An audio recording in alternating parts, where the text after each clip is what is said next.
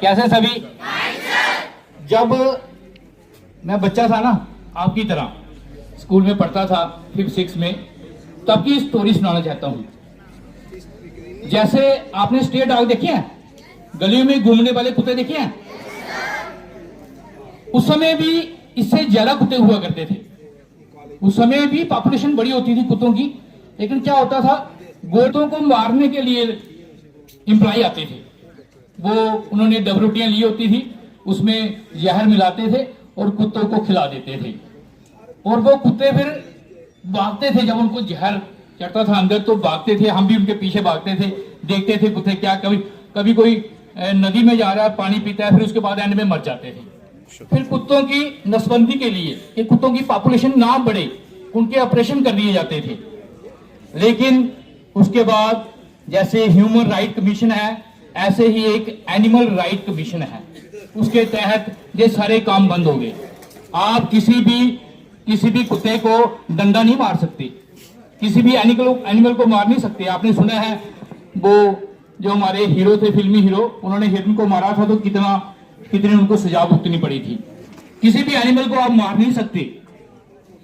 लेकिन हमने इन कुत्तों से कैसे बचना है? स्ट्रे डॉग वो होते हैं जो आवारा कुत्ते होते हैं। आपको पता है कुत्ते की लार में एक वायरस होता है जिसको हम रैबीज बोलते हैं। क्या बोलते हैं? रैबीज बोलते हैं।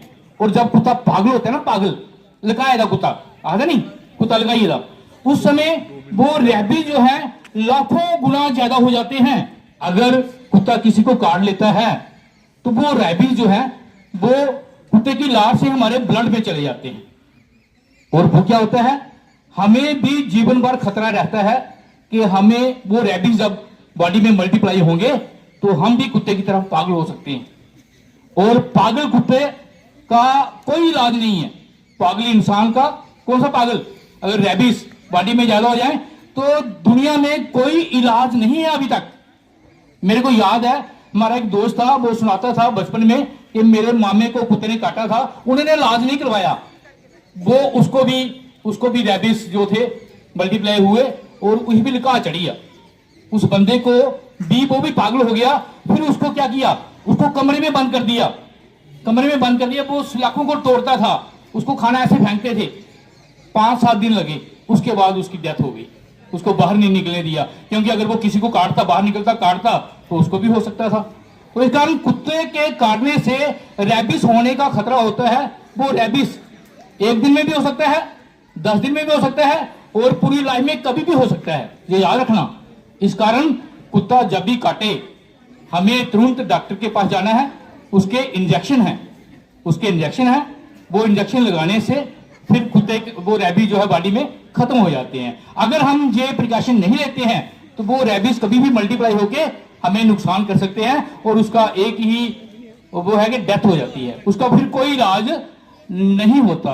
इस कारण कुत्तों से आपने बचना है। मैंने देखा कुछ बच्चे जब स्कूल से जाते हैं, कुत्ते रास्ते में होते हैं, उसको टांग मारते हैं, और नहीं, कभी नहीं करना है। अगर आप कहीं टांग मारते हैं तो कुत्ता क्या करता है, वो पैर ही अपने मुंह में डाल लेता है। समझाया? कभी भी कुत्ते को आपने छेड़ना नहीं है और कुत्ते से बचना है। कुत्ते से क्या करना है?